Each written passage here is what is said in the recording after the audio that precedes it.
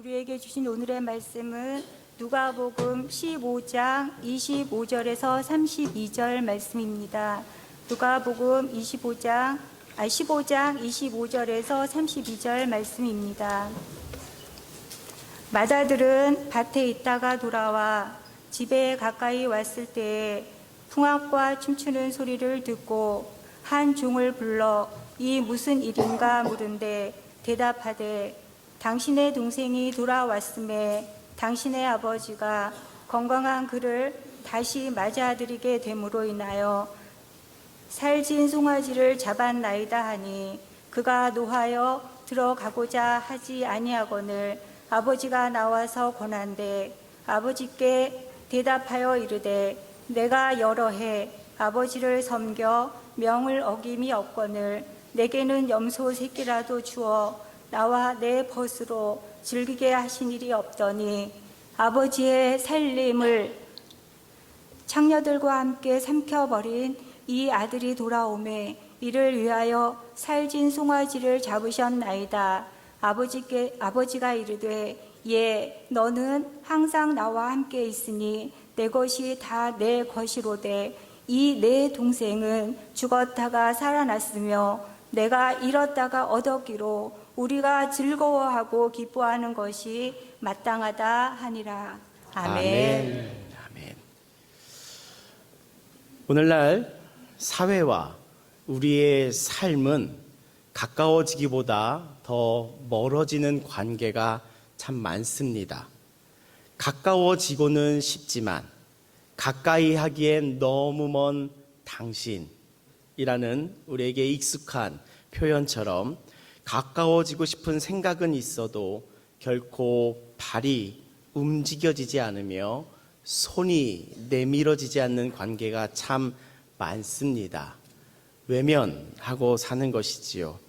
하나됨의 관계는 너무나도 당연한데 계속해서 멀어지는 관계가 여러분들 있으십니까? 교회는 어떠십니까? 가까워지고 싶지 않은 사람이 있지요. 그래서 계속해서 멀어지기를 선택하는 관계는 누구에게나 있을 것이랍니다. 가정에는 어떠하십니까?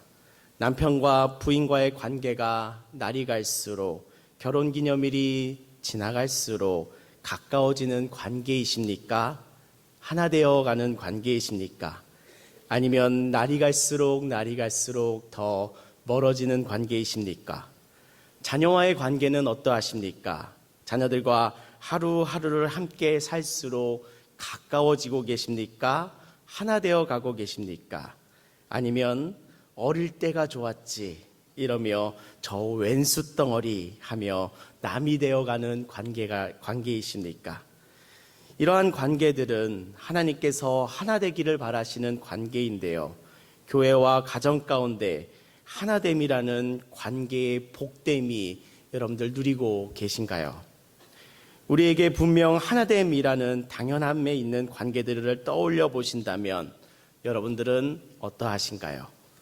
하나된 교회, 하나된 가정, 하나된 부부, 우리의 이 관계들이 점점 멀어지는 관계, 점점 끊어지는 관계가 아니라 점점 가까워지는 관계, 점점 하나 되는 관계를 우리가 소망한다면 무엇으로 우리가 하나 될 수 있을까요?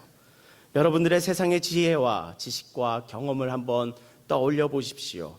무엇으로 하나 될 수 있었던가요? 무엇으로 하나님께서 하나 되라 하신 그 관계들을 하나 되어 갈 수가 있을까요? 오늘 여러분들과 관계를 하나 되게 하는 하나님의 사랑에 대해서 말씀을 나누고자 합니다. 오늘의 말씀 본문은 우리들에게 친숙한 탕자의 비유입니다. 세목장 과정에서도 1과에서 이 탕자의 비유를 살피기에 우리 교회에서 세목장 과정을 이수하신 새가족 같은 분들도 아는 예수님의 말씀이 바로 이 탕자의 비유입니다. 그러나 오늘의 본문으로 삼은 곳은 우리들에게 익숙한 돌탕, 돌아온 탕자에 관한 본문의 범위가 아닙니다. 집탕, 집에 있던 첫째 아들에 관한 본문입니다. 제가 신대원에 갓 입학하였을 때 매일 성경에 한 간사님께서 오셔서 큐티 교육을 해주신 적이 있습니다. 그때 묵상 본문이 탕자에 관한 본문 말씀이었습니다. 그때 간사님께서 이런 말씀을 하시더라고요. 이 탕자의 비유 가운데는 돌아온 탕자, 즉 돌탕만 존재하는 것은 아닙니다. 이 비유의 말씀 가운데는 탕자가 한 명 더 있었습니다. 바로 집에 있던 집탕입니다. 라는 그 간사님의 말씀을 듣는 순간 제가 눈이 번쩍 띄었습니다. 전 그전까지 한 번도 이 첫째 아들에 대해서 관심을 가져본 적이 없었거든요. 그러나 말씀은 분명하게 돌탕에 관한 이야기만 기록하지 아니하시고 돌탕이 허랑방탕하게 살아올 동안 성실하게 살았던 첫째 아들에 관한 이야기가 분명히 말씀 가운데는 기록되어 있습니다. 오늘 이 첫째 아들에 관한 말씀에 집중해 보려고 합니다. 먼저 익숙한 둘째 아들 놈에 관한 이야기를 먼저 떠올려 보시죠. 어느 날 갑자기 아버지에게 둘째 아들이 찾아왔습니다. 아버지, 돌아가시면 제게 주실 그 유산 미리 좀 땡겨주세요 라고 요청합니다. 이 아들놈은 아버지가 돌아가시면 받을 유산을 미리 땡겨받겠다는 것이 이 탕자의 심보이지요. 아버지라는 존재보다 그 아버지와의 관계의 풍성함보다 내게 떨어질 그 재산에 더 관심이 있던 자, 바로 탕자였습니다. 저도 어릴 적에 아버지에게 이런 질문을 한 적이 있습니다. 아빠, 죽으면 내가 받을 유산이 얼마나 되지? 라고 물어본 적이 있습니다.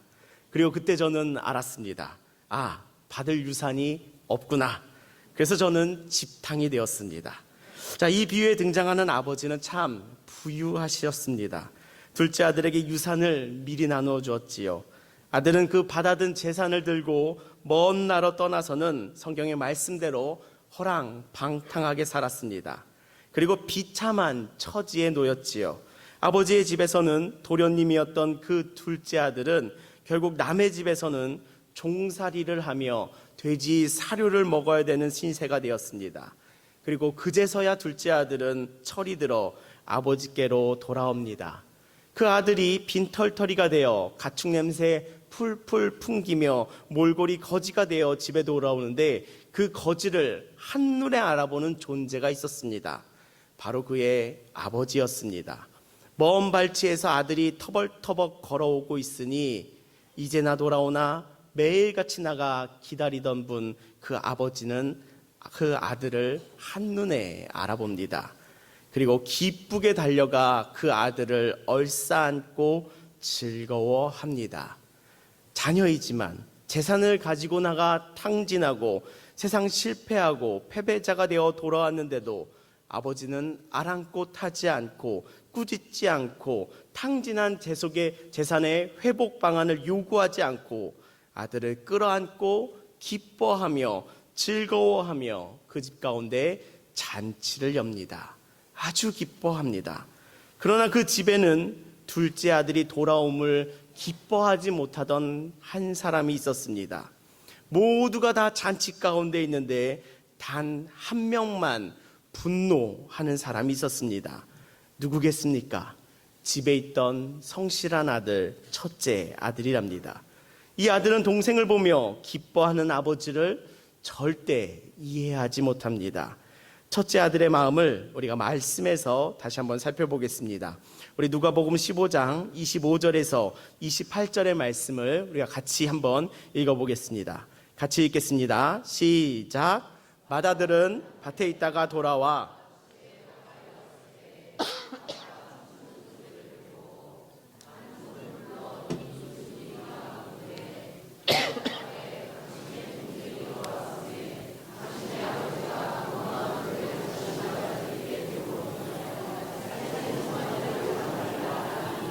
그가 노하여 들어가고자 하지 아니하거늘 아버지가 나와서 권한대. 아멘. 여기까지 보시겠습니다.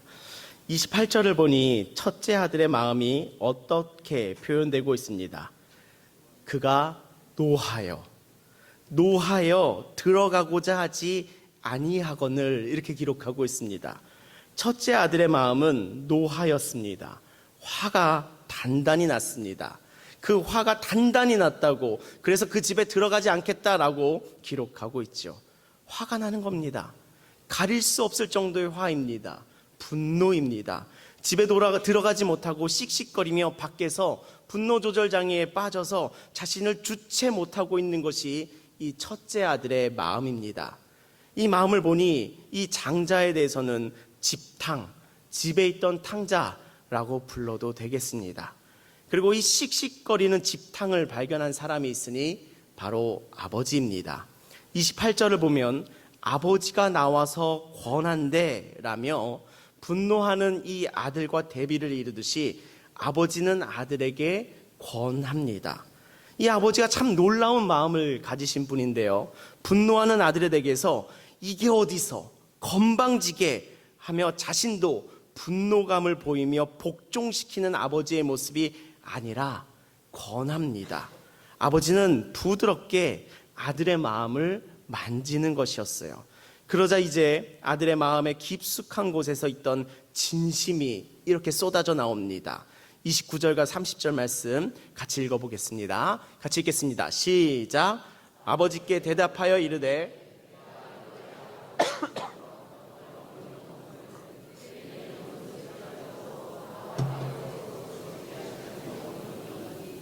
아버지의 살림을 창녀들과 함께 삼켜버린 이 아들이 돌아오매 이를 위하여 살찐 송아지를 잡으셨나이다. 이 집탕이 어떤 말을 합니까? 나는 몇 년을 아버지를 섬겼습니다. 정말 성실하게 섬겼습니다.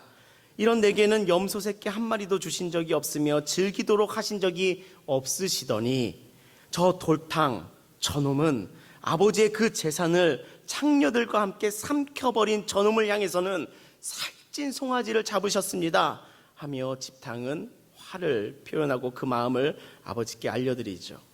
정말 공감하는 분노일 것입니다. 저도 분명히 이럴 것입니다. 못 참을 일이지요. 이것은 공평한 것도 정의로운 것도 아니니까요. 부당한 것이에요. 아니 아버지 나에게 어떻게 이럴 수 있습니까? 하며 분노할 일이지요. 저도 못 참을 것 같습니다. 그런 집탕에게 이제 아버지가 이런 말을 합니다. 우리 아버지의 말을 우리 한번 31절과 32절에서 같이 읽어보겠습니다. 함께 읽겠습니다. 시작. 아버지가 이르되 예 너는 항상 나와 함께 있겠거니와 이 내 동생은 죽었다가 살아났으며 내가 잃었다가 얻었기로 우리가 즐거워하고 기뻐하는 것이 마땅하다 하니라. 아멘. 31절을 보시면 저는 성경에 예 너는 항상 이라며 이 말씀에서 예라고 부르는 예야라고 하는 이 단어 한 글자에서 제 마음이 터지는 것을 경험하였습니다.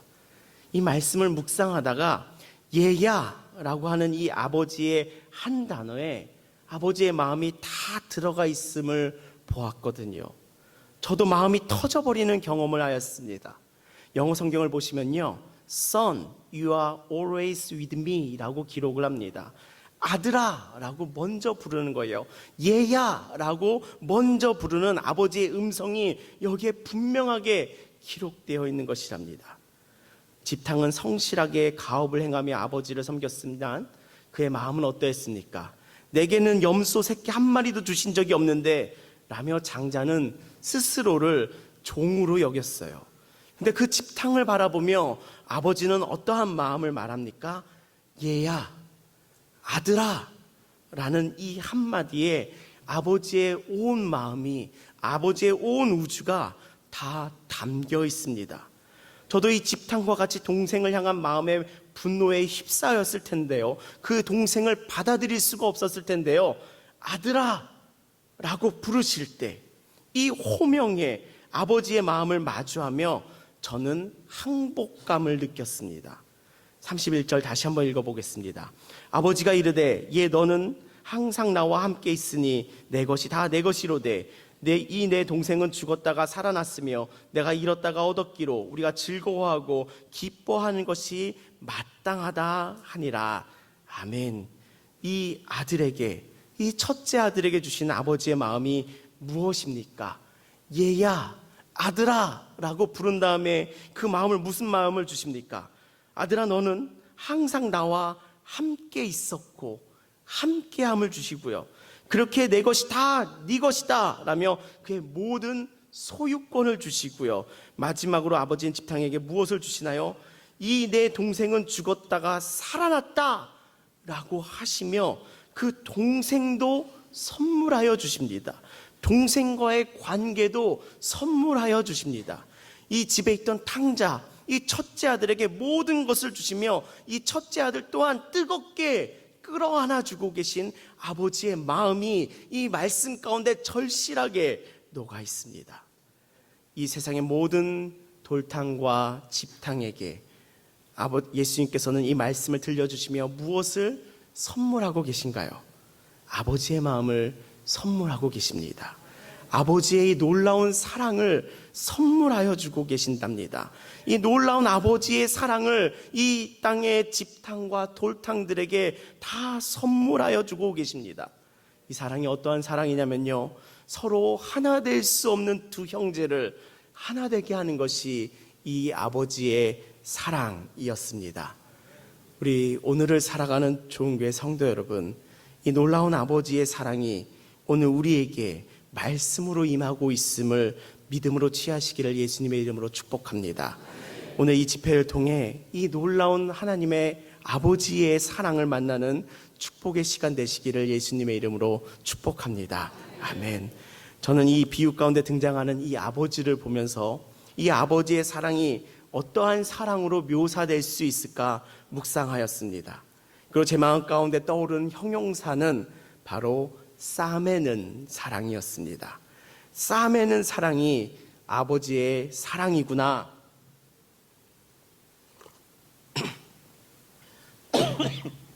이 싸매는 사랑이 아버지의 사랑이구나를 바라보게 되었습니다.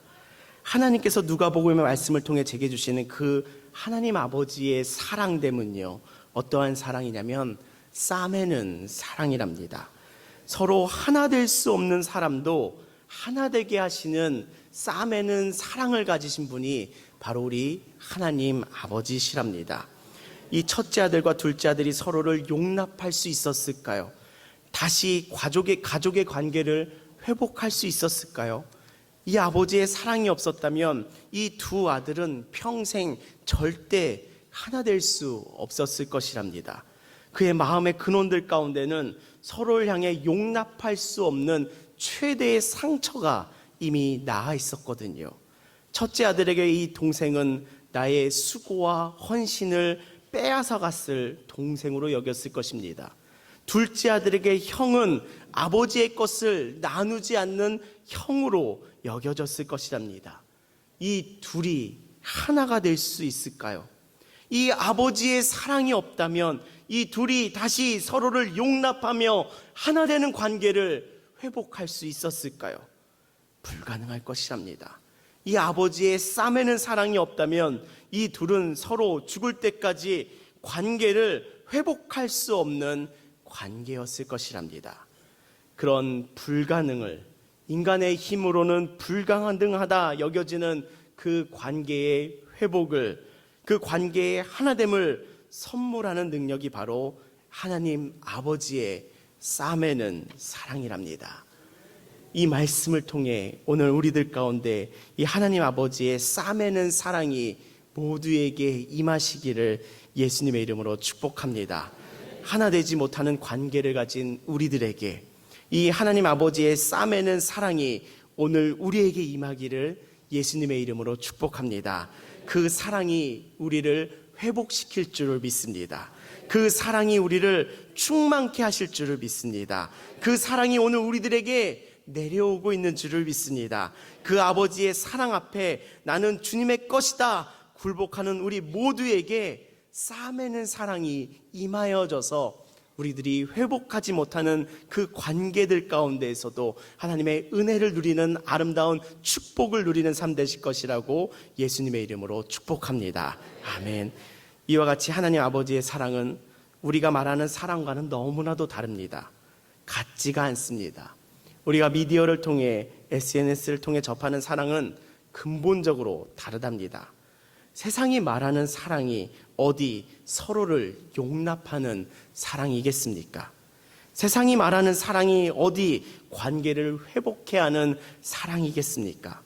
세상의 사랑은 내 마음에 안 들면, 나에게 상처를 주면, 나에게 잘못하면, 나를 충족시키지 아니하면, 나만 바라봐 주지를 않으면 어찌하라고 합니까? 버려라고 말합니다. 버려라고 말하는 것이 이 세상의 사랑입니다. 버려, 너가 제일 중요하잖아 라고 말하는 것이 이 세상의 사랑이지요. 이 사랑에는 관계의 회복이 없습니다. 사람을 버립니다.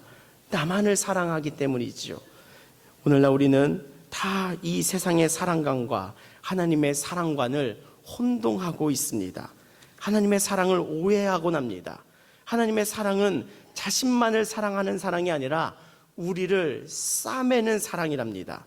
마치 보자기가 그 어떠한 형태의 물건이라도 싸매듯이, 한 번에 싸잡아 하나로 묶어내듯이 하나님 아버지의 사랑은요, 우리를 싸매어 하나 되게 하십니다.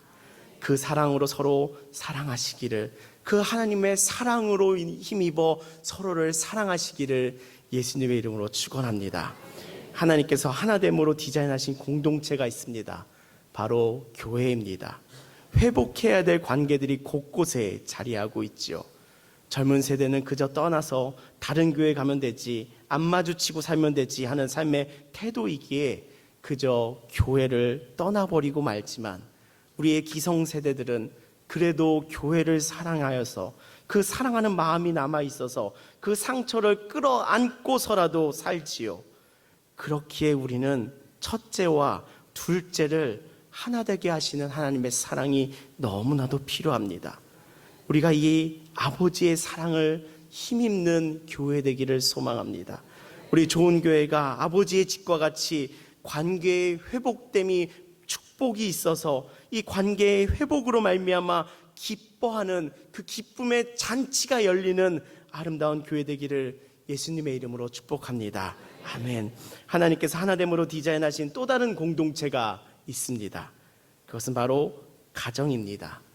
오늘날 많은 가정이 생각보다 다르게 서로의 관계가 가까워짐보다 멀어짐의 관계 가운데 놓여 있음을, 위기의 가정들이 예상보다 많음을 바라보게 됩니다.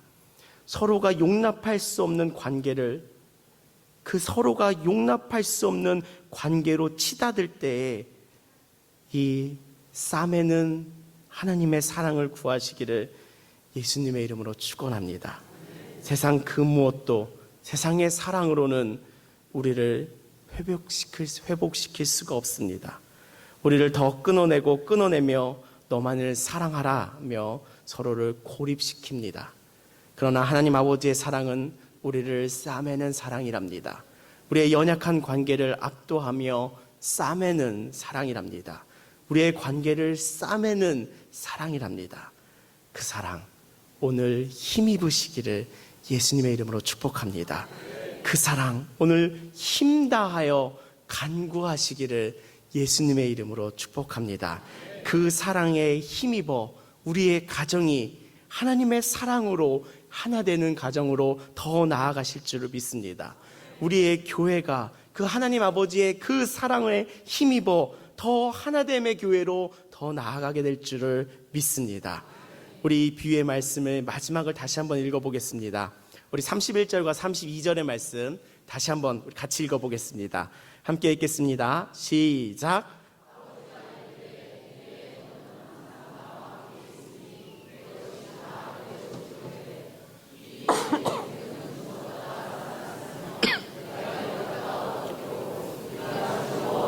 기뻐하는 것이 마땅하다 하니라.